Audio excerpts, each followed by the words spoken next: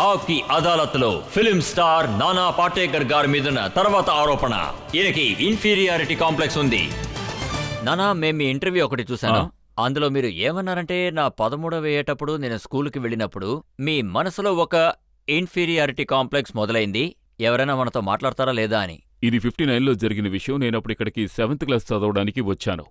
మా పిన్ని టీచర్గా పనిచేస్తుండేవారు. సో మా అమ్మ నన్ను బాగు చేయడం కోసం గ్రామం నుంచి ఇక్కడికి పంపించింది. ఆ మరుసటి ఏడాదే వాళ్ళబ్బాయి చెడిపోతాడేమోనని మా పిన్ని నన్ను అక్కడికి పంపించేశారు. కానీ విషయం ఏంటంటే, నేను ఈనాటికి ఇంగ్లీష్ సరిగ్గా మాట్లాడలేను. ఇప్పటికీ ఇంగ్లీష్ మాట్లాడలేను, అంత కరెక్ట్గా మాట్లాడలేను.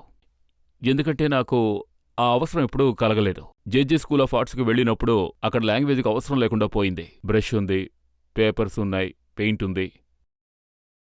అప్పుడు నాకు ఏమనిపించేదంటే, ఈ మొహం, చెప్పాలంటే నా బ్రదర్స్ అందరూ కూడా ఎంతో అందంగా ఉంటారు, కానీ నా మొహమే ఇలా. అప్పుడు నాకు ఏమనిపించేదంటే, మా అమ్మా నాన్నలు వాళ్ళని ఎక్కువగా ప్రేమించి నన్ను తక్కువగా ప్రేమించారని. ఒకసారి నేను మా ఊళ్ళో ఉన్నప్పుడు ఒక నాటకంలో యాక్ట్ చేశాను. ఆ నాటకం చూడడం కోసం మా నాన్న ముంబై నుంచి ఊరికొచ్చారు.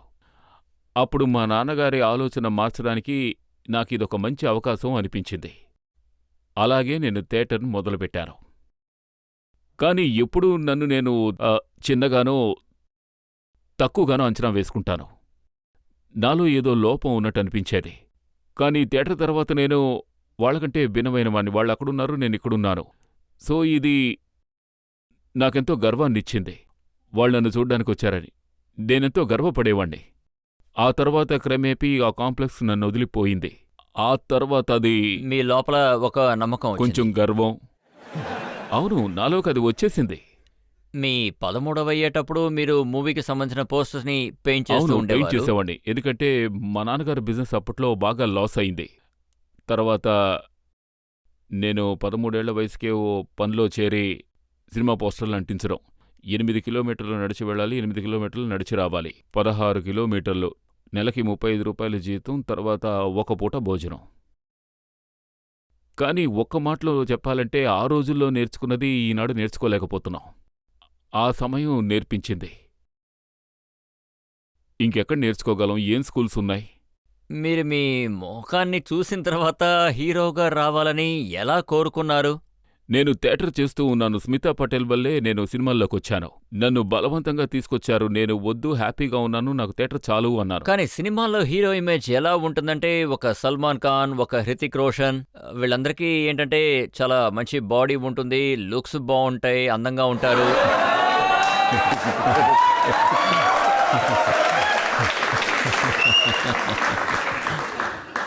మీరు ఎలా ఉన్నారు అనేది 1-2 నిమిషాలే. ఆ తర్వాత మీరు ఏం చేస్తున్నారు అనేదే.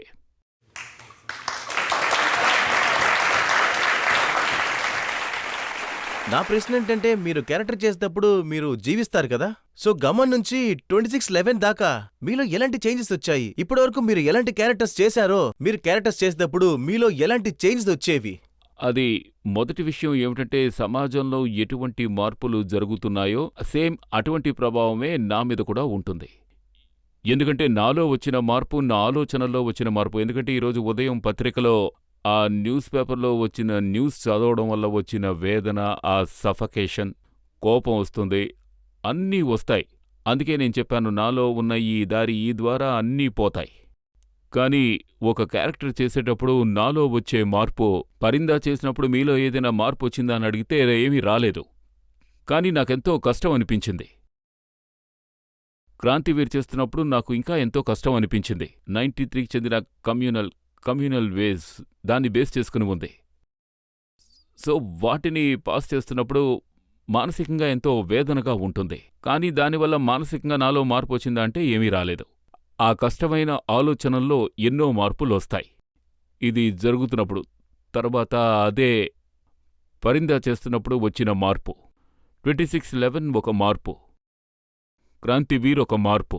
ఈ విషయం నిజమో కాదో చెప్పండి. మిగతా వాళ్ళు రాసిన డైలాగ్స్ ని మార్చేసి మీరు మీ ఇష్టం వచ్చిన డైలాగ్స్ ని సెట్ లో చెప్పేస్తారని విన్నాను. साला एक मच्छर आदमी को हीड़ा बना दे।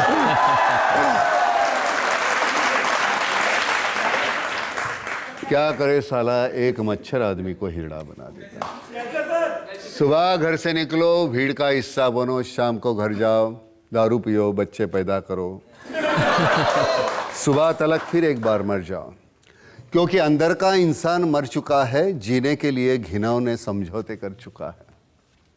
क्या करे साला, एक मच्छर आदमी को हिजड़ा बना देता है। అన్ఫార్చునేట్లీ మొదటి 2 లైన్లు ప్రజలు మనసులో ఉంచుకున్నారు. ఆ తర్వాత ఉన్న లైన్స్ ని రైటర్ ఎంతో బాగా రాశారు. ఈ కవితని సబీర్ రాశారు. చాలా బాగా రాశారు. అందులో మీరు ఆత్మ, మనిషి చనిపోయారని ఆ. చెప్పారు. अंदर का इंसान मर चुका है, जीने के लिए घिनौने समझौते कर चुका है। क्या करे साला, एक मच्छर आदमी। చాలా బాగా రాశారు.